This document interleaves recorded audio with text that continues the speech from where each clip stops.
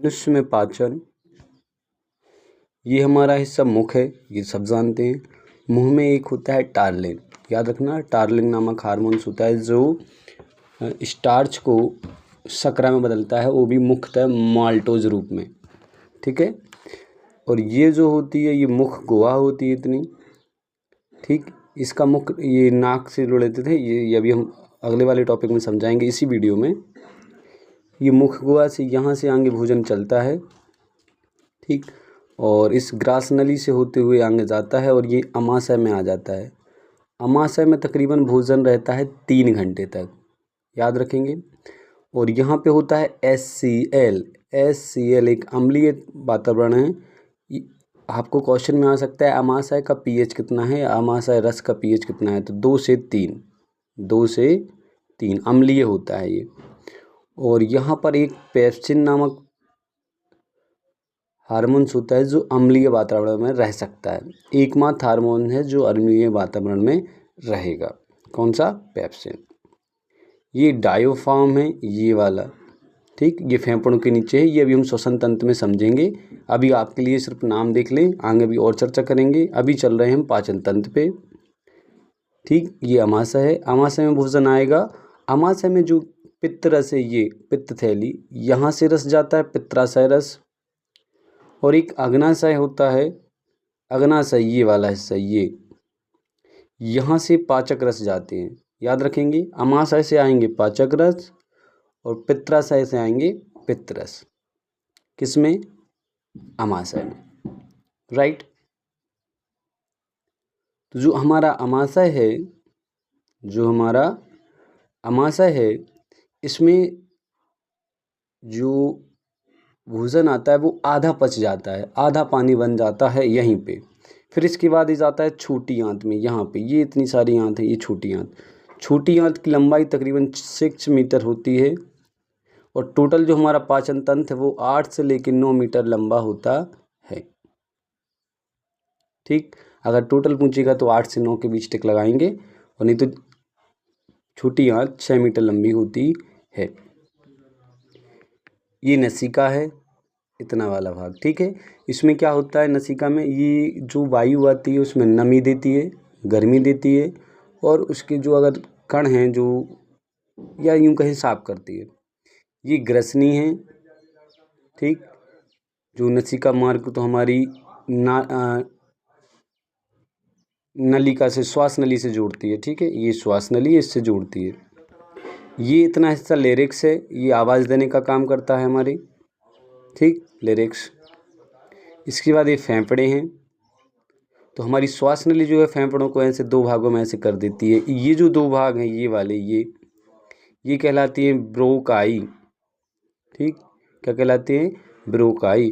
और ब्रोकाई के ये वाले भाग जो यहाँ आपको दिख रहे हैं, ये ऐसे टूटे हैं, ये ऐसे आएंगे, ठीक। इनको बोलते हैं ब्रोकियोन्स, ठीक। ब्रोकियोन्स सीधा एल्वियोलाई में जुड़ते हैं, एल्वियोलाई में। और ये डायोफार्म है।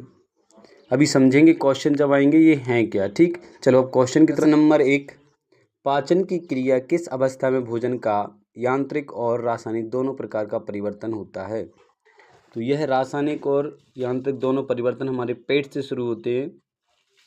पेट बोले तो अमाशय, ठीक। जी हाँ, यहाँ पे 3 घंटे तक भोजन रुकता है और तकरीबन आधा भाग जो है वो पूरा द्रव्य रूप में हो जाता है। और रासायनिक पाचन इसी अमाशय से शुरू होता है। इसके बाद रेनिंग एंजाइम, याद रखना, रेनिंग एक एंजाइम है जो एक प्रकार का प्रोटीन है,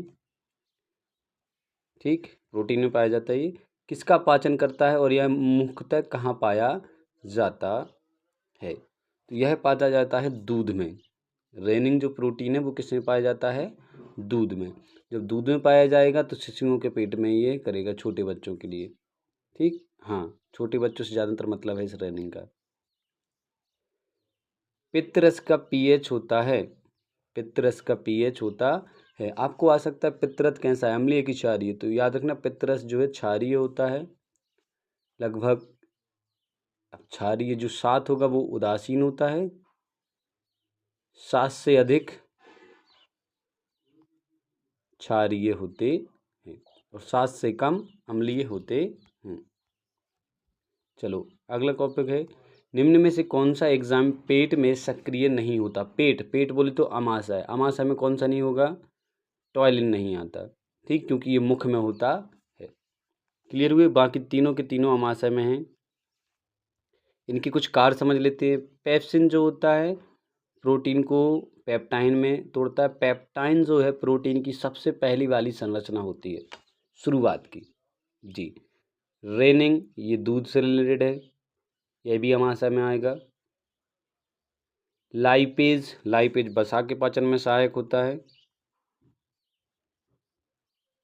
भोजन का अधिकतम पाचन व अवशोषण कहाँ होता है, तो अधिकतम पाचन की अगर बात आती है और अवशोषण की बात आती है तो ये छोटी आंत ही करती है।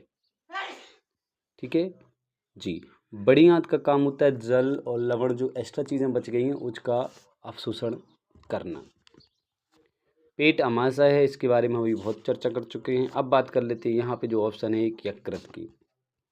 यकृत पित्तरस देता है, साथ में हमारे शरीर में जो कार्बोहाइड्रेट है यानी कि शर्करा है उसको ये ग्लाइकोजन रूप में संघनित रखता है, ग्लाइकोजन रूप में, ठीक है।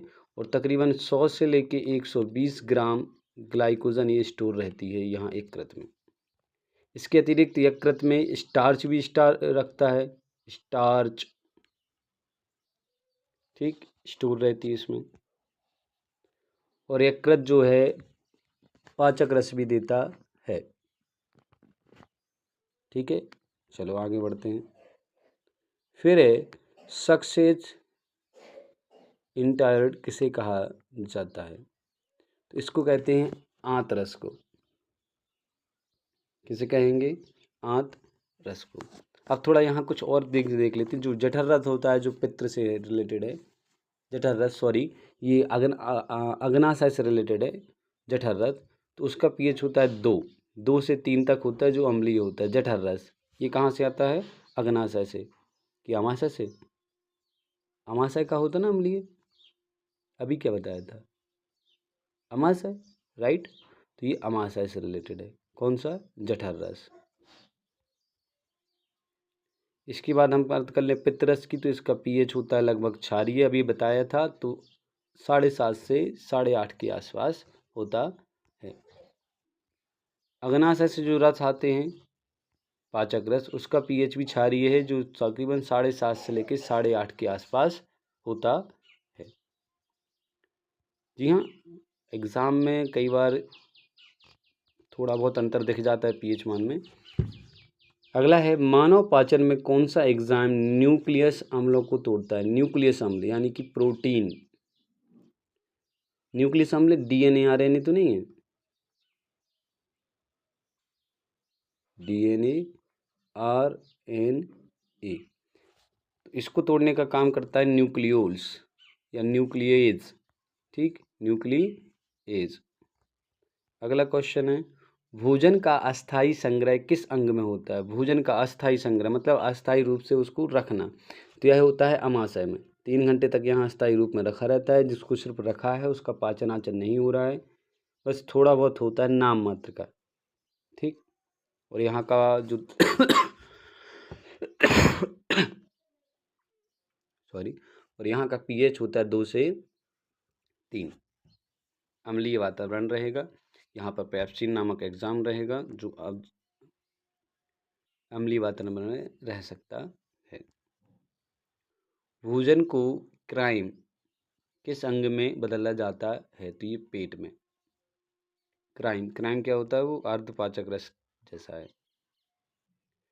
पित्त रस किस प्रक्रिया में सहायक होते हैं। पित्त रस, जी, वसा के इमल्सिजेशन में। याद रखना पित्त रस जो यकृत से आता है वो वसा को पचाने में मदद करता है और वो उसको पचाने की क्रिया को इमल्सीकरण कहते हैं, ठीक। वसा को तोड़ता है, ये मूल रूप से पाचन नहीं करता है, तोड़ता है, तोड़ने के बाद ही तो पाचन होगी वो, ठीक है।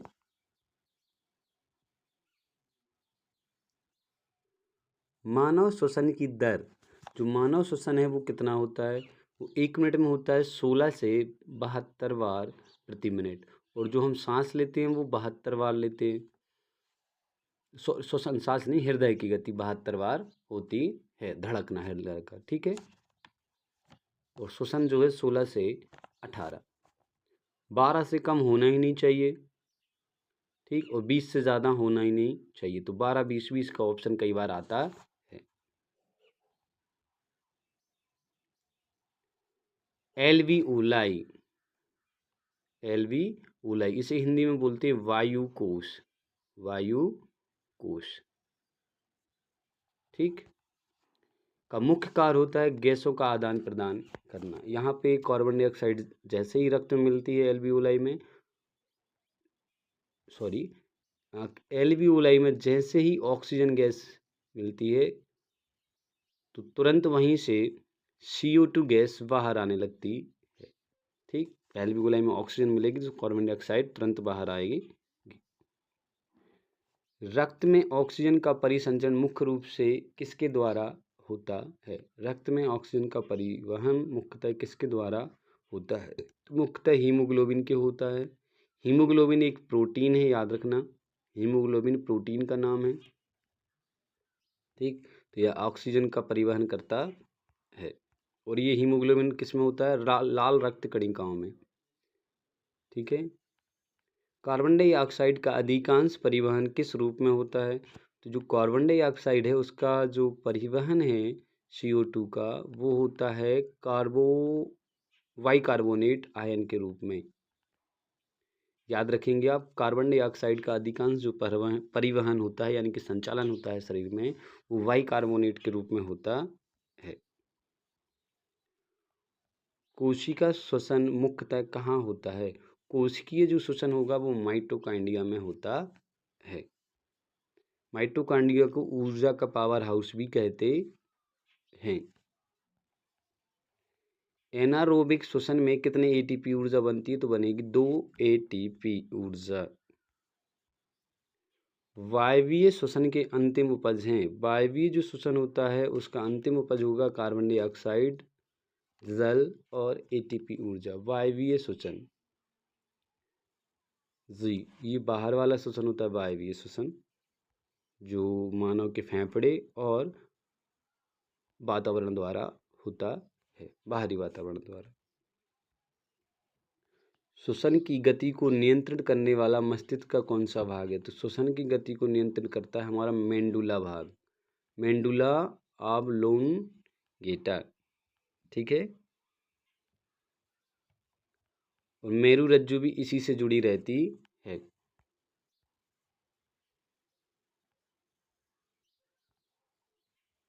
एक श्वास में अंदर ली गई वायु की मात्रा को क्या कहते हैं? जब आप सांस लेते हैं अंदर, तो जितनी सांस हम ले लेते हैं उसको बोलते हैं ज्वारीय आयतन, ठीक है। एक बार में जितनी सांस ले लेते हैं ज्वारीय आयतन। अब यहाँ से कुछ क्वेश्चंस मैं आपसे पूछ रहा हूँ। जब हम सांस अंदर लेते हैं तो कितने % ऑक्सीजन लेते हैं, और जब सांस बाहर छोड़ते हैं वायुमंडल में तो कितने % ऑक्सीजन बाहर छोड़ते हैं? नहीं आए समझ में? देखिए, जब हम श्वसन करते हैं तो सांस लेते हैं और छोड़ते हैं। जब हम सांस अंदर लेते हैं तो जो ऑक्सीजन है, नाइट्रोजन है, इन सब का परसेंटेज वही रहेगा जो वायुमंडल में है। नाइट्रोजन में 78 है और ऑक्सीजन का परसेंटेज कितना है? 21 है। कार्बन डाइऑक्साइड जो हमारे परसेंटेज में है वो है 0.03%। तो जितना % वायुमंडल में है वो हम सांस ले लेते हैं, क्लियर। लेकिन जब छोड़ने की बात आती है, बाहर जब हम सांस छोड़ते हैं तो नाइट्रोजन का तो शरीर हमारा इस्तेमाल नहीं करता, तो 78 की 8 छोड़ देते हैं। लेकिन जो ऑक्सीजन है वो हम छोड़ते हैं मात्र 16%। जी हाँ, ऑक्सीजन हम कितनी छोड़ते हैं बाहर? 16। लेते कितनी थे? 31। 21 लेते हैं और 16 छोड़ देते हैं, क्लियर है। इसके अतिरिक्त कार्बन डाइऑक्साइड जो हम लेते थे CO2, ये हम लेते थे 0.03%। लेकिन जो हमारा शरीर है वो कार्बन डाइऑक्साइड बनाता है तो ये हम छोड़ते हैं लगभग 4%, यानी लगभग 100 गुना। याद रखना, कार्बन डाइऑक्साइड हम लगभग 100 गुना बाहर छोड़ते हैं जितनी लेते हैं उससे। गाइस, तो कुछ क्वेश्चंस ऐसे बोल के समझाते हैं, हम उम्मीद है आपने समझ गए होंगे। श्वसन के दौरान डायोफ्राम के सिकुड़ने पर क्या होता है? जब हम सांस लेते हैं तो डायोफ्राम एक हमने दिखाया था कैसा होता है, एक लाइन टाइप से होती है ऐसी फेफड़ों के नीचे, ये डायोफ्राम है। ठीक, ये मुख्यतः क्या काम करती है डायोफ्राम? फेफड़ों के नीचे होती है ऐसे। ठीक, ये वाला हिस्सा डायोफ्राम है। इसका मुख्यतः काम होता है, जब हम सांस लेते हैं तो यह सांस अंदर लेते हैं तो ये आयतन बढ़ाता है। लीजिए सांस, सीना फूल जाएगा जी। जब डायग्राम अंदर मतलब डायग्राम सिकुड़ेगा तो आपका सीना फूलेगा यानी कि आयतन बढ़ेगा। और जब हम सांस छोड़ते हैं, छोड़िए एक बार, तो हमारा सीना फूला क्या? नहीं। तो जब सीना फूलेगा तो आयतन बढ़ेगा और सीना नहीं फूलेगा तो आयतन घटेगा। एक बात समझ में आई? अब दूसरा ये भी समझ लीजिए, जब ये सिकुड़ेगा तो अंदर सांस लीजिए, सीना फूल गया जी, तो उसको सिकुड़ना कहेंगे डायोफ्राम का। डायोफ्राम सिकुड़ेगा तो हमारी छाती फूलेगी, और डायोग्राम जब सिकुड़ेगा नहीं यानी कि ऊपर की तरफ होगा तो हमारा छाती नीचे हो जाएगी, यानी कि नहीं समझे तो थोड़ा अलग बोलते हैं, ठीक है। देखिए, डायोफ्राम जब नीचे होगा यानी कि वो ऐसे समझ लीजिए कोई डायोफ्राम है, नीचे होगा यानी कि दबेगा जब, तो हमारी छाती फूलेगी, और जब ये ऊपर आएगा तो घटेगी। ठीक है। मानव उत्सर्जन का मुख्य अंग कौन सा है? तो उत्सर्जन का मुख्य अंग जो है वो है हमारा किडनी। ठीक, यही किडनी क्या करती है? मूत्र को साफ, हमारे रक्त को साफ करती है और मूत्र अलग करती है। ठीक, किडनी में नेफ्रॉन होते हैं जो मुख्यतः यही काम करते हैं। तो किडनी तो करती है, लेकिन किडनी में कौन सा अंग? नेफ्रॉन। ठीक, और एक किडनी में लगभग 10 लाख नेफ्रॉन होते हैं। नेफ्रॉन का छानने वाला भाग, अब जो नेफ्रॉन है तो उसका भी छानने वाला जो भाग है वो है अंतिम वाला ग्लोमेरुलम, ये पुनः छानता है अंतिम। ठीक है। बोमेन कैप्सूल, ये भी नेफ्रॉन का ही हिस्सा है। बोमेन कैप्सूल जो द्रव्य बनाता है उसे कहते हैं प्राथमिक मूत्र। ठीक, शुरुआती वाला जो बाथरूम है वो यही बनाता है, बोमेन कैप्सूल। ठीक, ये भी नेफ्रॉन में होता है, किडनी के अंदर नेफ्रॉन है, नेफ्रॉन के अंदर ये सब है।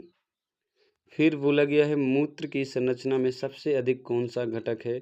तो उसमें सबसे अधिक होता है जल, लगभग 95%। ठीक, यूरिया की बात हम करें तो लगभग 2 से 2.5% या 3% कहा जाता है।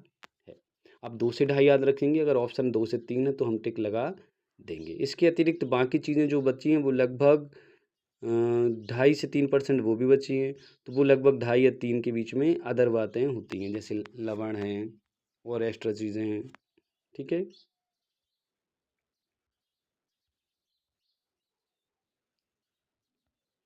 फिर वही क्वेश्चन आ गया, मूत्र की संरचना में यूरिया का परसेंटेज कितना है? तो 95 जल है और 2 से 2.5% क्या है? यूरिया है। अच्छा, यूरिया बनता कहाँ है शरीर में? जी हाँ, यूरिया जो बनता है वो बनता है यकृत में जी। और यूरिया की बनने की जो प्रक्रिया है उसको कहलाते हैं ऑर्निथिन। ऑर्निथिन। ठीक, हाँ, शब्दों की स्पेलिंग ऐसी है कि कई बार एग्जाम में स्पेलिंग गड़बड़ आती है, तो आप अपने हिसाब से समझ जाइएगा और टिक लगा सकते हैं। फिर है, मानव में यूरिया किस अंग में बनता है? अब भी आपको बताया यकृत में बनता है, और प्रक्रिया है ऑर्निथिन। ऑर्निथिन। ठीक, मूत्र निर्माण की अंतिम अवस्था को कौन सा कहा जाएगा? तो अंतिम अवस्था होती है वो श्रवण। ठीक, मूत्र निर्माण की अंतिम अवस्था श्रवण होती। ग्लोमेरुलम निस्पंदन मुख्यतः किस बल पर कार्य करता है? तो ये करता है रक्त दाब बल पर। जितना रक्त का दाब होगा उस हिसाब से ये कार्य करेगा। मूत्र के अस्थायी संरक्षण का स्थान क्या है? मूत्र जो अस्थायी रूप से संग्रहित होता है वो होता है मूत्राशय में। ठीक, और फिर यह मूत्र मार्ग द्वारा शरीर के बाहर आ जाता है। मूत्र वाहिनी क्या करती हैं? ये किडनी से मूत्राशय तक भेजती हैं। ठीक, मूत्र वाहिनी किडनी से मूत्राशय तक भेजेंगी, फिर मूत्राशय से ये जाएगा मूत्र मार्ग में, और फिर बाहर निकल जाता है। त्वचा द्वारा कौन सा अपशिष्ट बाहर निकलता है? तो त्वचा द्वारा पसीना निकलता है, हम सब जानते हैं। जी हाँ, जल, लवण, थोड़ी मात्रा में यूरिया। फिर लार में उपस्थित एंजाइम जो टाइलिन, हम पहले ही बता चुके हैं कि लार में टाइलिन होता है। और यह किसे तोड़ेगा? स्टार्च को। ठीक।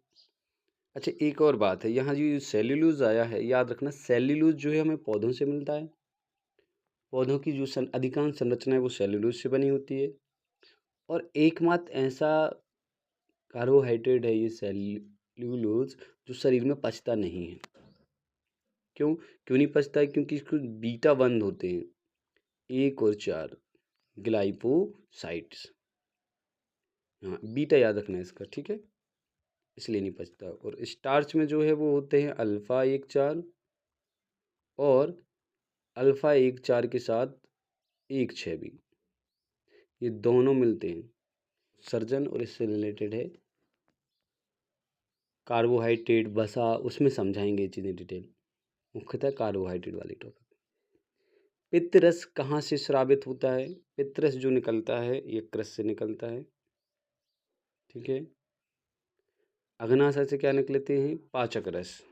और इसी पाचक रस में मुख्यतः हार्मोन्स होते हैं जो पाचन में, छोटी आंत में जाके पाचन के कार्य में और अपशोषण में मदद करते हैं।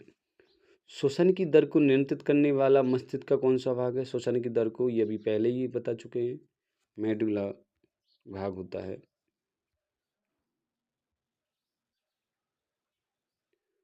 वक्र यानी कि किडनी की क्रियात्मक इकाई कौन सी है? तो क्रियात्मक इकाई जो है वो है नेफ्रॉन, क्योंकि यही काम करती है इसमें मुख्यतः। और नेफ्रॉन के ही बाकी हिस्से हमने आपको इसी वीडियो में कुछ बताए हैं, जैसे बोमन कैप्सूल, ये नेफ्रॉन का ही हिस्सा है। वक्र या किडनी याद रखना। और किडनी या वक्र के ऊपर, हिंदी में वक्र, इंग्लिश में किडनी, इसी के जस्ट ऊपर एक होती है अधिवक्र ग्रंथि। अधिवक्र ग्रंथि, ठीक। ये जब ग्रंथि वाले टॉपिक में समझाएंगे तब और क्लियर हो जाएगा।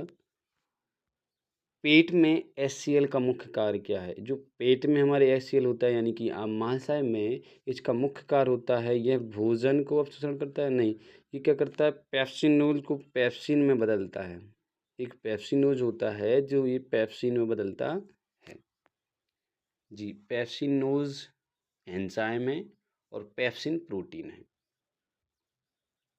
ये एक एंजाइम है जो प्रोटीन यानी कि प्रोटीन में बदल देता है, ठीक।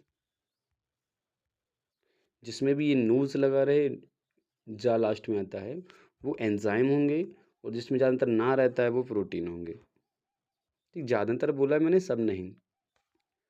मनुष्य में जो श्वसन की दर है वो आपको अभी बताई थी, 16 से 20 है।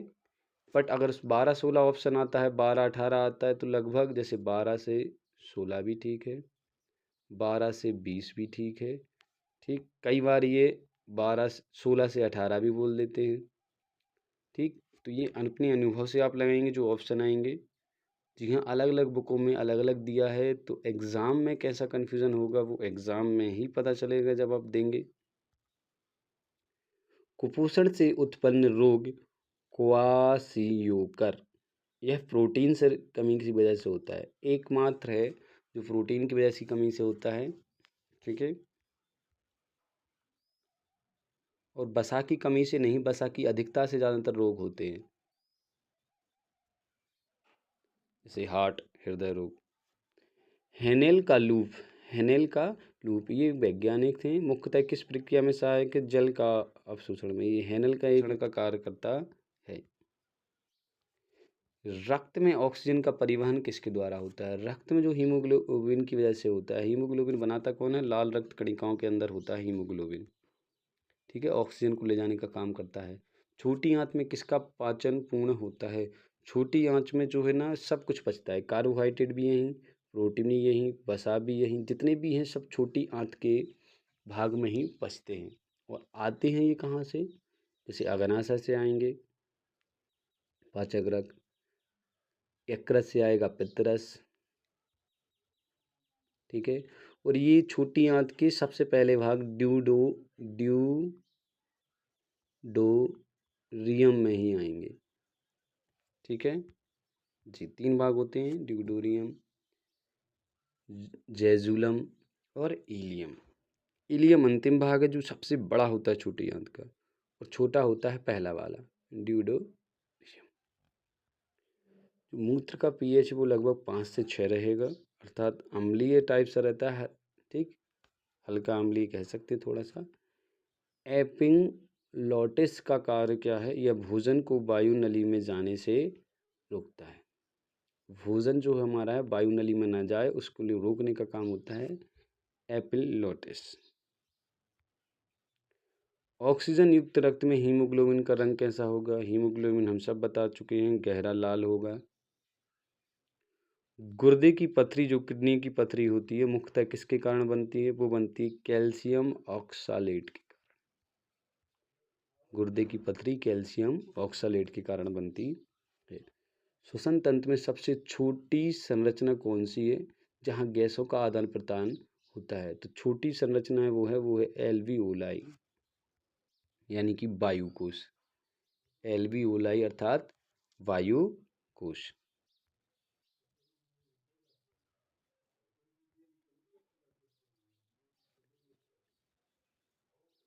वायु ये वाला।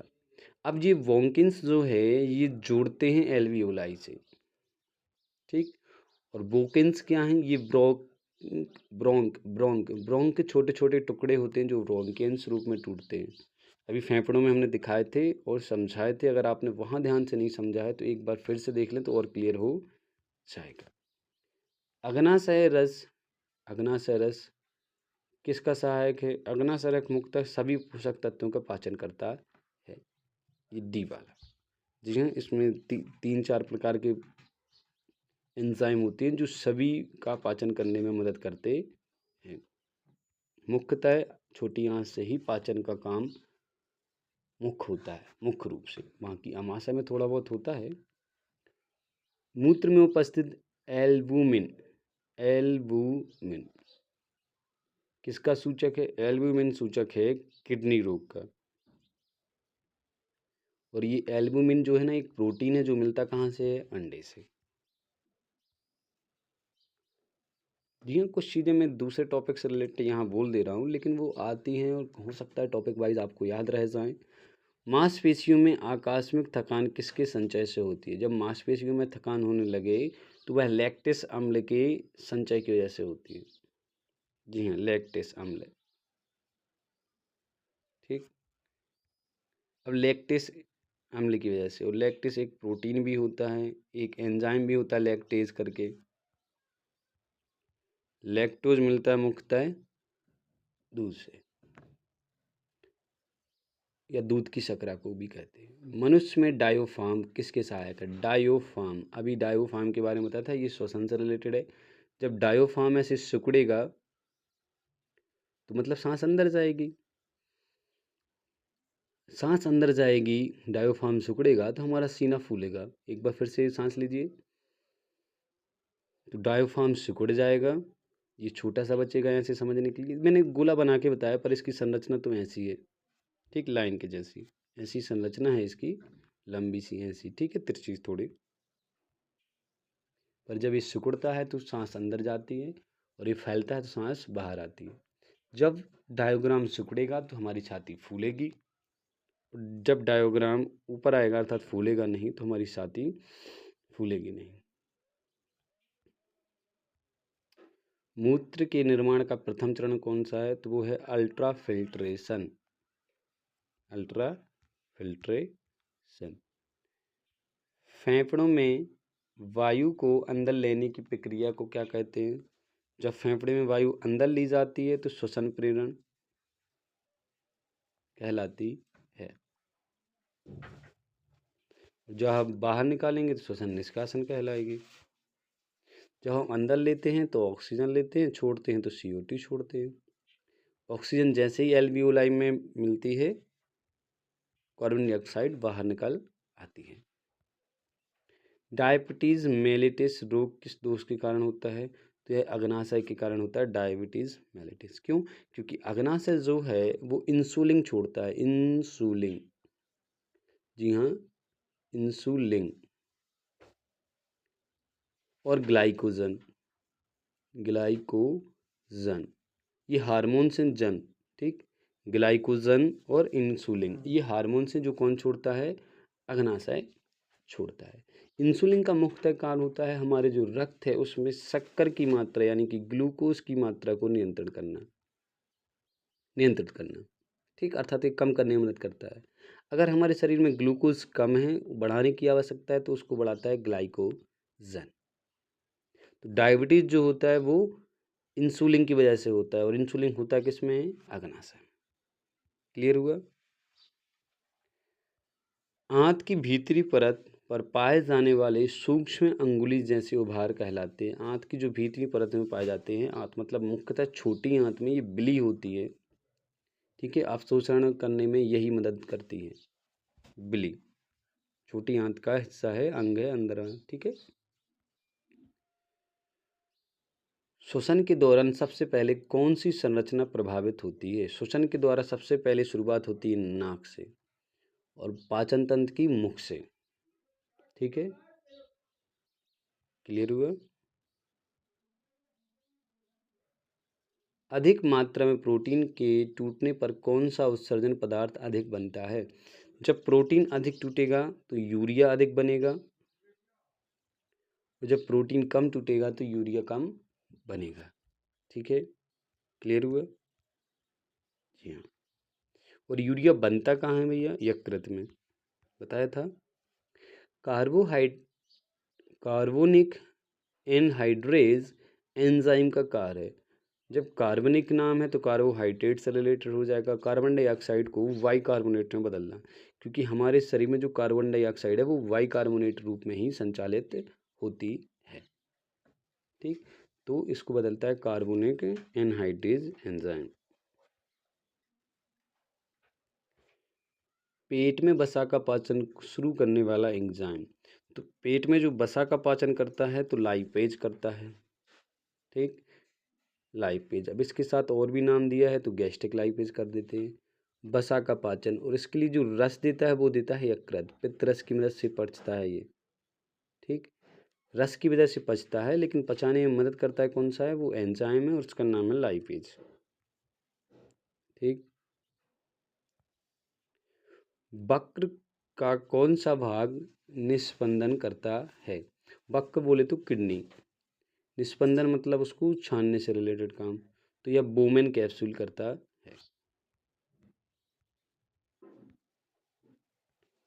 जब ऑक्सीजन की कमी होती है तो मांसपेशियों में किस प्रकार का श्वसन होता है? जब ऑक्सीजन की कमी हो जाए तो अवायवीय श्वसन होने लगता है। ऑक्सीजन पर्याप्त हो तो वायवीय, और जब कमी हो जाए तो अवायवीय श्वसन होने लगता है। एमाइलेज एंजाइम का कार्य है। एमाइलेज जो है मुख्यतः यह स्टार्च का पाचन करेगा। Amylase starch. अब ये एमाइलेज आप कहेंगे सर स्टार्च, एमाइलेज मुख्यतः कार्बोहाइड्रेट आपने सुना होगा, एमाइलेज जो है कार्बोहाइड्रेट, ठीक। तो स्टार्च ना भैया कार्बोहाइड्रेट ही तो है, ठीक। कार्बोहाइड्रेट कौन? स्टार्च है। तो एमाइलेज का मुख्यतः एंजाइम है जो मुख्यतः स्टार्च अर्थात कार्बोहाइड्रेट के पाचन में सहायक है। मनुष्य में जो वयस्क अवस्था में दांत हैं वो लगभग कितने होते हैं? 32 होते हैं। ये तो बहुत सरल क्वेश्चन था। यकृत, लेकिन एग्जाम में क्या है, कई ऐसे क्वेश्चन इतने इजी आ जाते हैं लेकिन हम उनको ध्यान ही नहीं देते हैं। यकृत यानी कि जो लीवर है हमारा उसमें पित्तरस बनता है, ठीक है। वो किसके पाचन में सहायक होता है? अभी बताया था पित्तरस जो है वसा से रिलेटेड होता है। हीमोग्लोबिन का मुख्य कार्य क्या है? हीमोग्लोबिन का मुख्य कार्य है O2 का परिवहन, ऑक्सीजन का परिवहन, ठीक। मानव शरीर में अमीनो अम्लों का अपघटन मुख्यतः कहाँ होता है? अमीनो अम्ल कौन होते हैं? प्रोटीन होते हैं। अमीनो अम्ल कौन होते हैं? प्रोटीन। और प्रोटीन का मुख्यतः जो अपघटन होगा वो होगा यकृत से, जी। अपघटन की बात हो रही है, पाचन की नहीं। पाचन छोटी आंत में होता है। अपघटन तोड़ना, तो ये पित्तरस की वजह से टूट जाएंगे अमीलो अम्ल।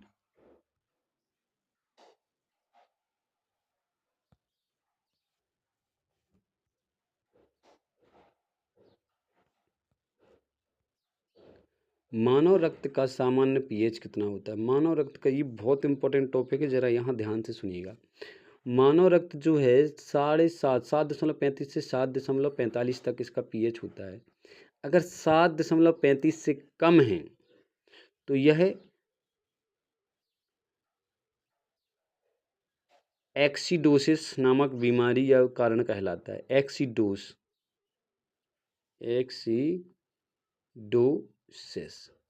कब? जब 7.5 से 7.35 से कम हो। राइट। अब जब यह 7.5 यानी कि 7.45 से ज़्यादा हो जाए तो यह होता है एल्कालोसिस या क्षारीयता। 7.45 से ज़्यादा हो जाए तो क्षारीयता या एल्कालोसिस कहलाएगा। ठीक। अब एक और महत्वपूर्ण बात इसमें है मानव रक्त में, अगर हमारे रक्त का पीएच 6.8 से कम हो जाए तो इंसान की मौत तक हो सकती है।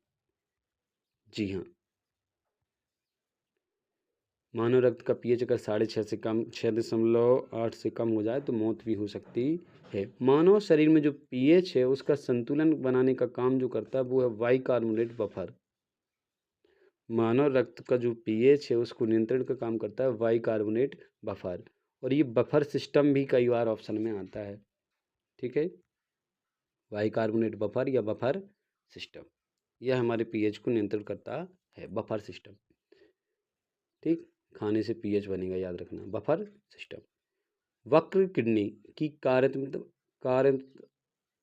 कार्यात्मक इकाई। बफर जो है यानी कि किडनी है उसकी कार्यात्मक इकाई कौन है? नेफ्रॉन। क्योंकि किडनी में लगभग एक किडनी में 10 लाख नेफ्रॉन होते हैं और हमारे पास 2 किडनी हैं और उनकी जो इकाई है कार्यात्मक वो है नेफ्रॉन। श्वसन के दौरान डेड स्पेस गैसों के आदान प्रदान ना होने की स्थिति को कहते हैं। जब आदान प्रदान ना होगा तो डेड स्पेस कहेंगे। श्वसन तंत्र में एपिलॉटिस का कार्य क्या है? यह भोजन को श्वास नली में जाने से रोकता है। जी हाँ, साइंस में बहुत सारे नाम इंग्लिश में आ जाते हैं तो कन्फ्यूज़न होना स्वाभाविक है, लेकिन एग्जाम में ऐसे नाम आते हैं। मनुष्य में कार्बोहाइड्रेट का अंतिम पाचन कहाँ होता है? तो कार्बोहाइड्रेट का जो अंतिम पाचन है या प्रोटीन का या वसा का अंतिम या मुख्य पाचन की हम जब भी बात करें तो वह छोटी आंत में ही होता है। ठीक है। किडनी में अल्ट्रा फिल्ट्रेशन कहाँ होता है? अल्ट्रा फिल्ट्रेशन ये जाता है, अल्ट्रा फिल्ट्रेशन मतलब पुनः अवशोषण एक बार बन जाए तो उसके बाद तो ये ग्लोमेरुलस में होता है। फेफड़ों को ढकने के लिए एक झिल्ली होती है जिससे फेफड़ों की रक्षा हो जाए, है ना, सुरक्षा हो, तो वो प्यूलर झिल्ली कहलाती है। यह फेफड़ों को कवर किए रहती है जिससे वो बचाए रखती है, फ्लूला झिल्ली। अम्लीय वातावरण में कौन सा एग्जाम रहता है? इसका आंसर इसी वीडियो में एक बार मैंने चर्चा किया था, आप बताएंगे क्या?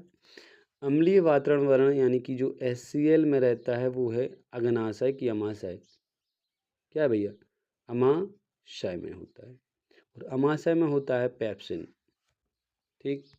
बाकी ये सभी जो आते हैं वो ये अग्नाशय से आते हैं। अग्नाशय एक होता है अमाशय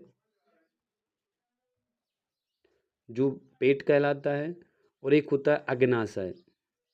अग्नाशय तो अग्नाशय एक साइड से अंग जो सहायक है, यकृत जैसा सहायक है, मुख्य नहीं है। ये पाचक रस देता है और उसमें ये तीनों चीज़ें होती हैं।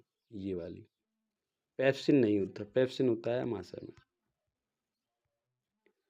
मूत्र में ग्लूकोज की उपस्थिति किस रोग का कारण बताएगी? ग्लूकोज ग्लूकोज मतलब शक्कर, तो शर्करा मधुमेह बताएगी। ठीक है। और मधुमेह से निपटने के लिए कौन कारगर है? Insulin hormones. कहाँ से आता है इंसुलिन? अग्नाशय से। जी हाँ, अग्नाशय हार्मोन्स भी देता है, प्रोटीन भी देता है, दोहरा काम करता है। पाचन तंत्र में भी,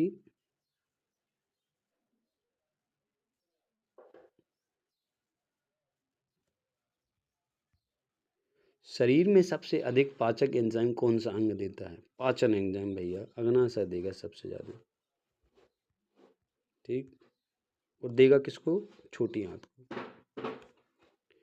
श्वसन तंत्र में गैसों के परिवहन का सबसे बड़ा भाग, श्वसन तंत्र में सबसे बड़ा भाग है गैसों के आदान प्रदान में हीमोग्लोबिन। रेनिंग एंजाइम विशेष रूप से किस आयु वर्ग में सक्रिय होता है? रेनिंग होता है बच्चों में, दूध में होता है ये, ठीक है। मानव शरीर में पित्ताशय का कार्य है, पित्ताशय का मुख्यतः कार्य क्या होगा? पित्तरस को स्टोर करना, ठीक। निर्माण नहीं है, पित्तरस को संग्रहण करना। पित्तरस बनाता कौन है भैया? यकृत बनाता है, फिर वो पित्ताशय में चला जाता है। आंसू का पीएच जो होता है वो 7 से 7.4 तक होता है। ऊतक श्वसन मुख्यतः कोशिका स्तर पर होता है।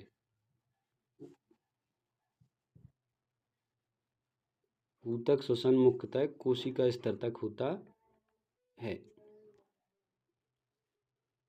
श्वसन के दौरान डायाफ्राम का संकुचन होने पर क्या कार्य होता है?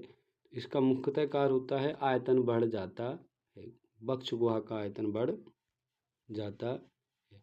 मनुष्य में यूरिया चक्र कहाँ होता है? बिल्कुल सिंपल सा, यूरिया बनता कहाँ है भैया?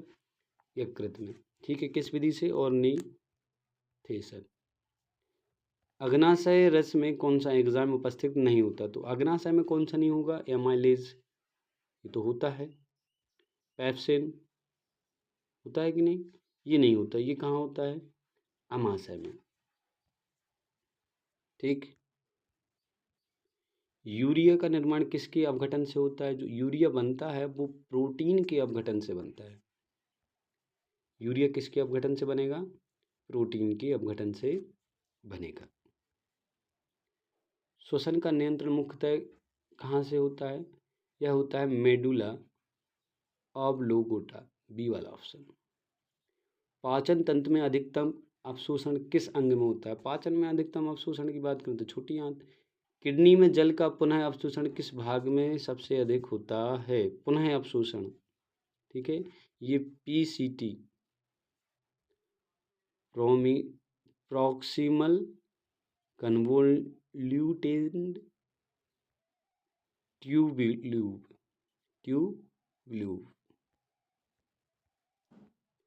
श्वसन के दौरान रक्त में कार्बन डाइऑक्साइड की अधिकतम किस स्थिति को जन्म देती है? श्वसन के दौरान रक्त में कार्बन डाइऑक्साइड की अधिकतम या अधिकता किस स्थिति को जन्म देती है? तो जब कार्बन डाइऑक्साइड अधिक हो जाती है तो यह एसिडोसिस कहलाती है। एसिडोसिस, श्वसन में जब CO2 अधिक हो जाए रक्त में तो उसको एसिडोसिस कहते हैं।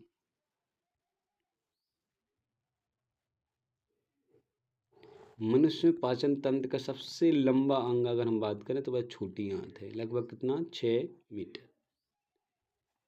और पाचन तंत्र टोटल होता है लगभग 8 से 9 मीटर का। यूरिया अम्ल का उत्सर्जन मुख्य रूप से किस जीव में होता है? तो यूरिया अम्ल मुख्यतः पक्षी में। कौन सा द्रव अम्लीय होता है?